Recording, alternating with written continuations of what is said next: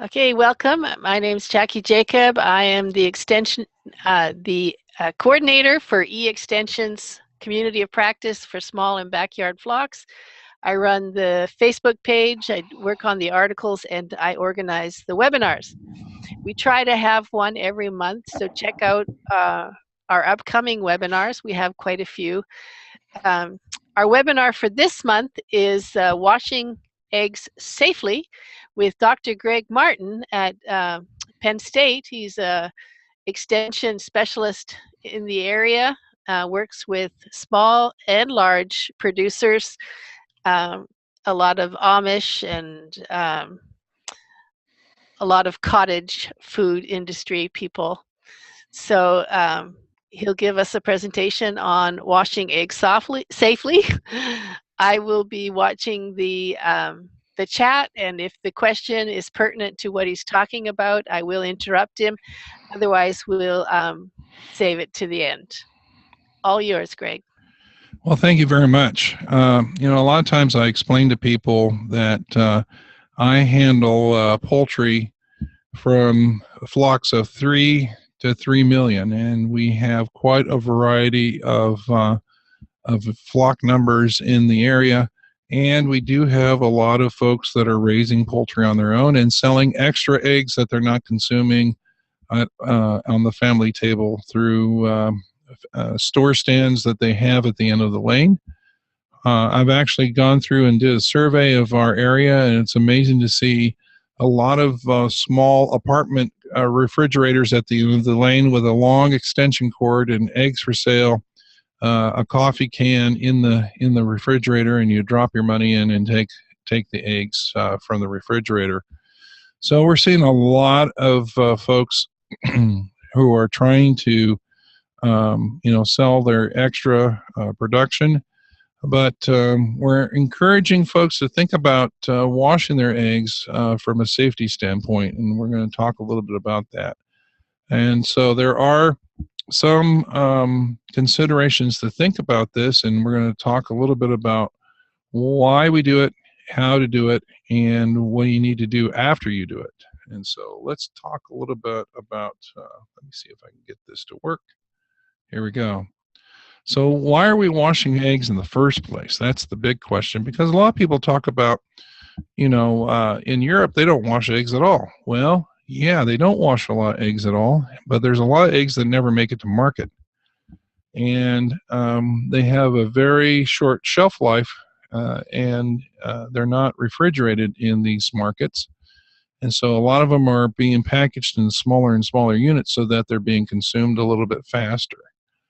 So, if you're selling eggs from your farm or from your farmers markets, a lot of times, you're competing against a supermarket because it's a similar good. Eggs are eggs, right? But for the most part, people are going to compare their purchases at your location with purchases that they have had at other locations, be it a farmer's market or a supermarket. And so a lot of times, your competitors are washing eggs just as often as the supermarket who's buying washed eggs in the supermarket. Why are eggs washed in the supermarket?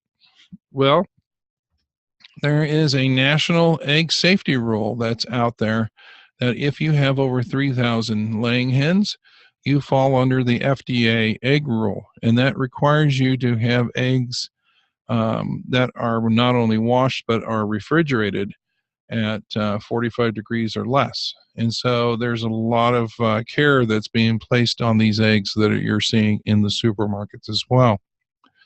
The other thing too is that you want to put your best foot forward. If you are trying to sell a product, you want it to be the best looking product as possible.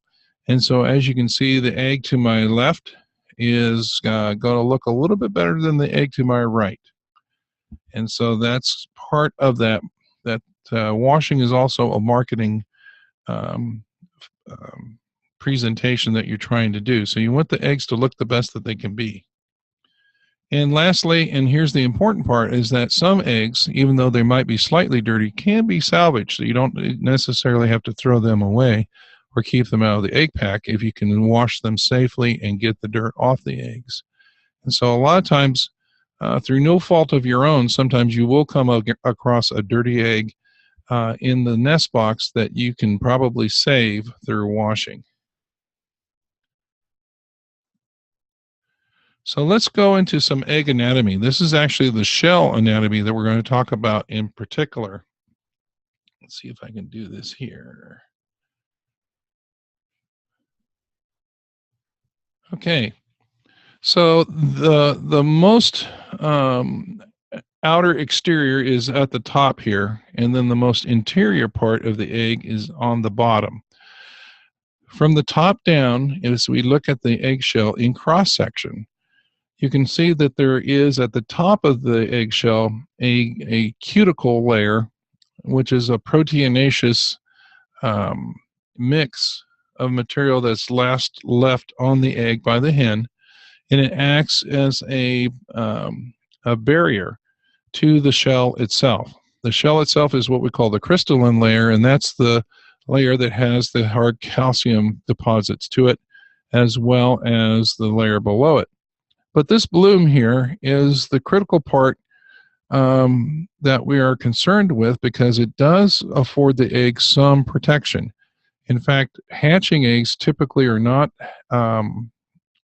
washed, and they're put directly into the incubator, which is great in the fact that for the most part, these eggs are going to be moved very quickly from nest to incubator.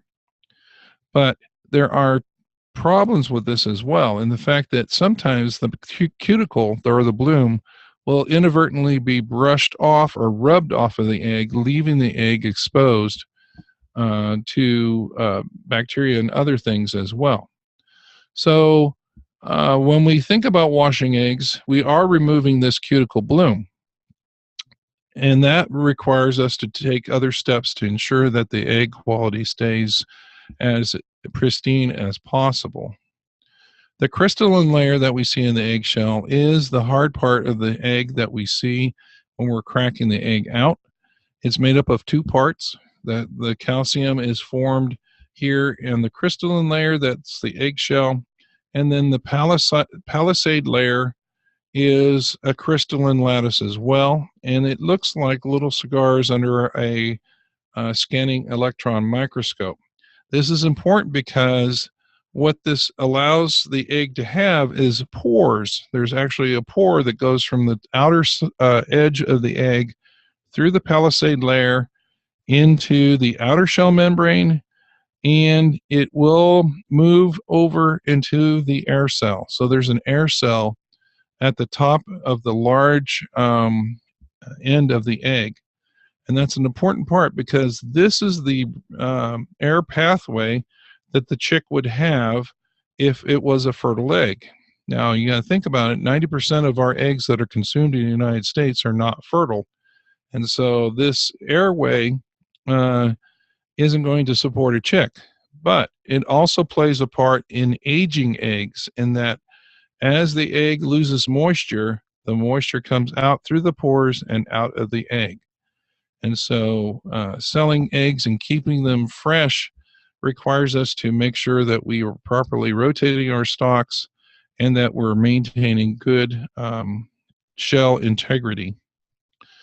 And so the inner shell membrane is the part of the membrane that you would see bubble up in the bottom of the large end of the egg. When you're cracking eggs open, take a look and see, and you'll actually see a little bump. That's where the air cell is, and that's where the separation between the inner shell membrane and the outer shell membrane are taking place.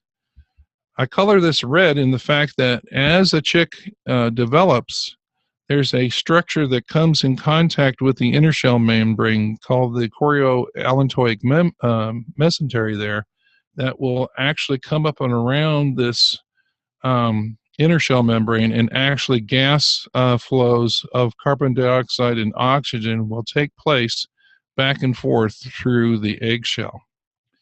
So this is an important thing to think about, that the egg is not necessarily a impervious structure. There's actually air and water moving through the egg all the time. And so, especially when we think about washing eggs, we need to think about this, that there's some thermodynamics in place that if we were to soak eggs, for example, in the washing process, there is a chance that the water from the outside of the egg could travel through the palisade layer and get into the egg proper. And that's not what we want. And we'll talk about how we do this properly so we can avoid this from happening. Two other terms that I want to talk about are dirty eggs and stained eggs. And the simplest way to discuss this is to actually think about, is it in 3D or 2D, 2-dimension or 3-dimension? And dirty eggs usually have adhering dirt on them. So if we have an egg that has a blob of dirt, for example, and we looked at the eggshell almost in cross section, you would actually see the dirt sticking up from the eggshell itself. A stained egg can actually be an egg that went through the washing process, but there is a stain that remains on the shell itself. It has no dimension, but it does discolor the egg. And, if the dirt on the egg is covering quite a large amount of the egg, I'm saying a quarter of the egg or more, chances are, you probably should discard the egg or use the egg at home for some other purpose than trying to sell it off the farm.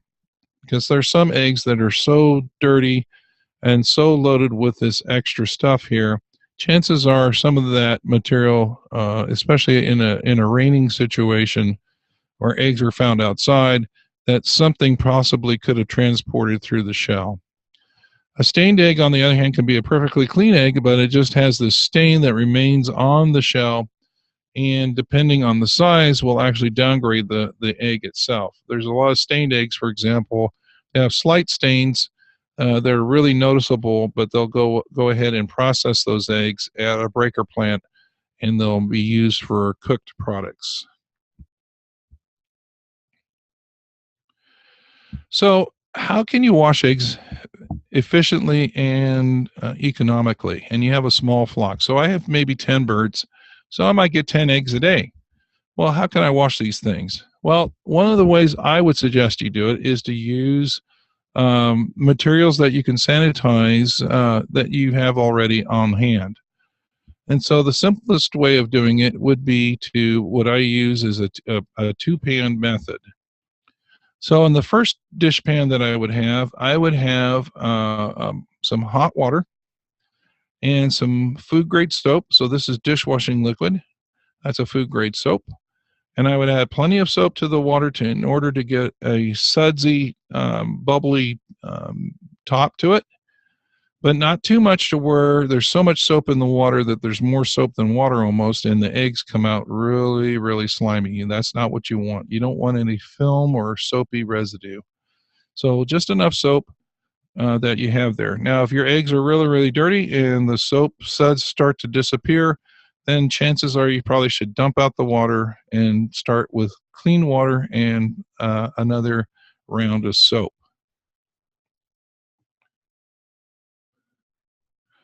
The second bath I would have set up is with plain clean water with the addition of bleach. And so the important thing is it needs to be plain unscented bleach. You don't want bleach that has any kind of color, any kind of additive or anything like that. Color safe bleach has additives to it that will cause problems for you, and it's not used for sanitizing. So I'm recommending a quarter teaspoon to 1 gallon of water, 1/4 teaspoon of bleach for every gallon of water you use. And let the water sit for 3 minutes before starting. Excuse me. So why is this important? Well, there's going to be a certain amount of chlorine gas that bubbles off of this when you first stir it up, and letting it sit for 3 minutes actually allows the bleach to permeate through the water and make it ready for use. Then lastly, there's a drying stage. And the drying stage is simply using a rack of some sort that allows the eggs to drip water off of them as they are drying. And then to hasten the drying process, I actually use a blow dryer on the coolest setting, cool. There's a setting called cool, and it allows you to blow the remaining water off the eggs. This allows the eggs to dry without any greasy fingers or any other marks on the eggs themselves. So a lot of times, if you have something on your hands and you're drying it, you could possibly dry whatever materials on your hands onto your eggs. And so you always want to keep them, as clean as possible as you go through the process. Once again, if the egg is dirtier, is really, really dirty, then chances are you probably shouldn't be cleaning them. This is for eggs that are just slightly dirty and that you can salvage your eggs this way. The water temperature is really important. You need to use a good calibrated thermometer. To calibrate a thermometer, you use a styrofoam cup full of ice and water. It has to have both. And as you put the thermometer in, it should read 32 degrees. If it doesn't, there's usually a adjustment nut on the back of these thermometers that allow you to adjust the temperature to 32. That makes your thermometer calibrated. So your wash water needs to be 10 degrees above the temperature of the eggs. If you are washing eggs that say are in 70 or 80 degree temperatures, then of course then your wash water would be 100 degrees. Your rinse water needs to be 10 degrees above the wash water. So that would make it 110 to 120 degrees of rinse water. You never wash eggs straight out of the refrigerator. That would cause thermal shock to the shells, and you would actually get cracking, similar to what you would see when you're hard cooking eggs. And the important thing too is to remember, as you're washing eggs, if you're doing a lot of eggs at one time, you need to check your water temperatures often to make sure that the water temperature is not cooling below that of the egg temperature. Very, very important, because if the temperature of the water is below the egg temperature, chances are then you're going to be pulling water into the egg themselves, and that's not what you want. The other thing too is you never allow eggs to sit in the water or to be immersed in the water as you're washing. I know a lot of places sell immersion washers where you would take eggs and you put them in a wire basket, you would sit them in this immersion washer, and they would agitate for a period of time. We have found over time that usually is a very risky type of thing, simply because the water gets overloaded with dirt and other materials, and it allows more of a chance for the water to get into the egg. So most of the commercial places I see actually use a spray method where the eggs are exposed to the water in a very, very short period of time, where there's a very little chance of water getting into the eggs. So checking the temperature is very, very important. So if we're going to do it, here's one way I would do it. Let's see if I can turn that off. Turn off that. Let's see if this will work here. So we're going to wash first, then we agitate in the rinse water, and then we place them on the rack to blow dry if needed on cool. And to show you how it works in real time, there's the stain or the little dirt spot I have there.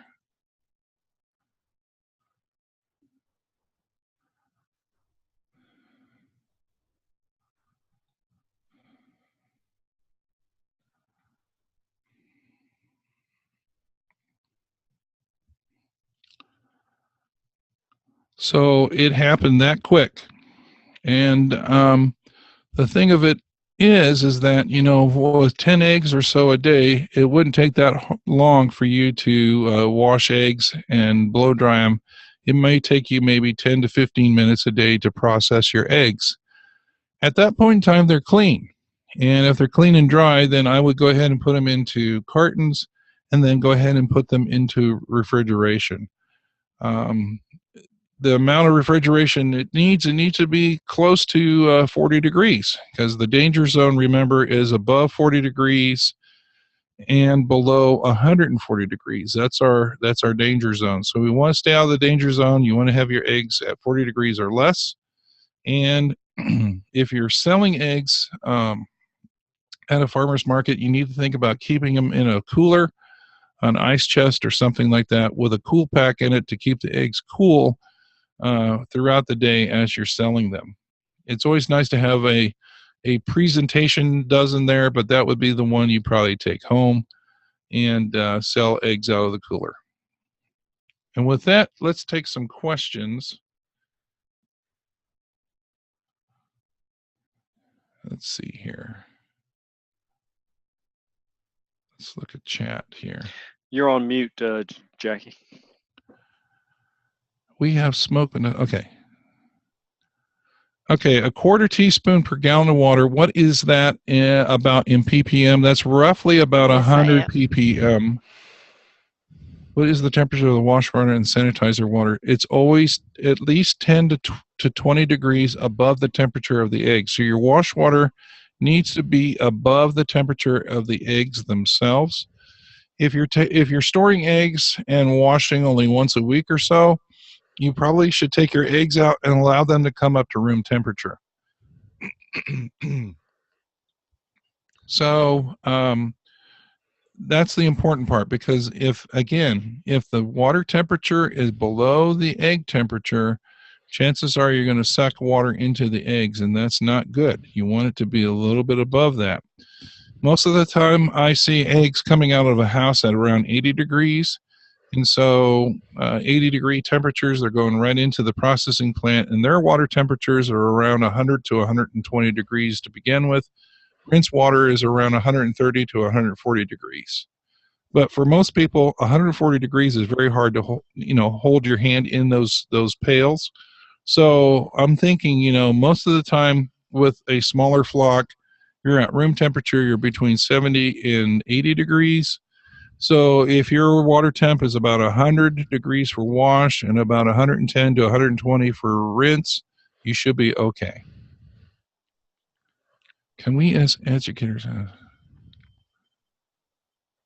can have access to this real-time hand washing and sanitizing eggs to show backyard? Yeah. This will be recorded online, and so you could show this online or offline anytime you wish. Can you send me a copy of that particular video, and I can put it as an attachment?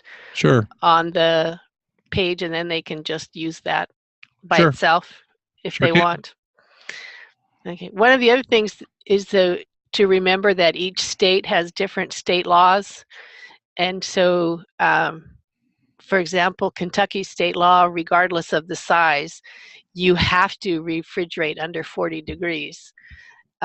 If it's over 40 degrees, they will confiscate your eggs and throw them out. So if you're selling at farmers market or anything like that, so make sure that they follow the rules. And something that was mentioned earlier was the rules about not reusing egg cartons. That you have to use a new egg carton every time, and washing a styrofoam one is not going to cut it. Yeah, because there's the idea of recycling dirt, and I've seen egg cartons here in this state reused and used and used over and over again to where they almost wear out. And it's allowed to reuse cartons in this state, but they have to obliterate all marketing and identification to the previous owner. And so you're spending a lot of time marking up egg cartons here. So the easier thing to do is to go online and get egg cartons. A lot of times you can get them from Tractor Supply and other suppliers online, and at usual general stores that are supplying agricultural entities.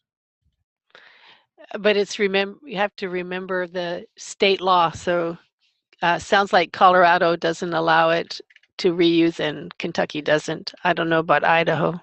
Yeah. I can tell you from one, just because they can do it here doesn't mean the industry, the egg industry, appreciates that, because if they don't obliterate correctly and somebody gets sick, whose name is on the carton, and so that that's why they are asking for everybody to use new cartons. And if I remember correctly, most state law requires you to have identification on those cartons anyway. And so it needs to go back to the producer who's actually packing those eggs. Yeah. I see Colorado has the same requirement as Kentucky, where you have to have a thermometer in the cooler to prove that it's below 40 degrees. Right. When you're selling in the farmer's market. That is a requirement here in Kentucky as well. So on a really hot day, it makes it kind of tough. So how do you do that? Well, there's two ways of going at it. One is to use dry ice. It does work, but you got to remember the dry ice shouldn't be touching the cartons, because you'll get thermal shocking again. And so I'd like to see kind of a barrier. So a cooler that's big enough to do that. Not too much, not too big, because you have to cool the whole area that's contained in your cooler. But to get a good quality ice chest that will hold temperature for quite some time, there's a lot of good ones out there. And then either using dry ice, remembering that you can't use dry ice in a enclosed area. If it's a really small enclosed area, I know I've seen markets that you're in a little stall or a little enclosed area, because as the dry ice works, it's giving off CO2, and so you have to be careful with that. But if you're out in the open, dry ice works really well, or blue ice. Having a container of nothing but blue ice, and you're trading the spent blue ice for new blue ice as the day goes on at the farmer's market. Hopefully, if your eggs are selling well, you're not going to need too much blue ice either, because you're going to be sold out before it's all said and done. The other thing I see at the end of lanes too is apartment refrigerators. These are the smaller, cube type refrigerators that are hooked up while they're in season. They'll have a small table, and these things will be sitting on top of the table, hooked up to a power source. And those are very effective at holding temperatures as well. There are some ice chests that are rigged to work off of DC, so it could be hooked up to your car, for example, a cigarette lighter type of thing, and they work very, very well on car circuitry. Do we have any more questions? I know that Anne, I think it was, had asked how to try to get the cottage food safety people to actually do the washing, other than training sessions to tell them why, I guess. Well, there's this big thing about being European, and there's two schools of thought. One is to leave the cuticle on the egg and go ahead and sell them as quick as you can, and that's the European method of egg marketing.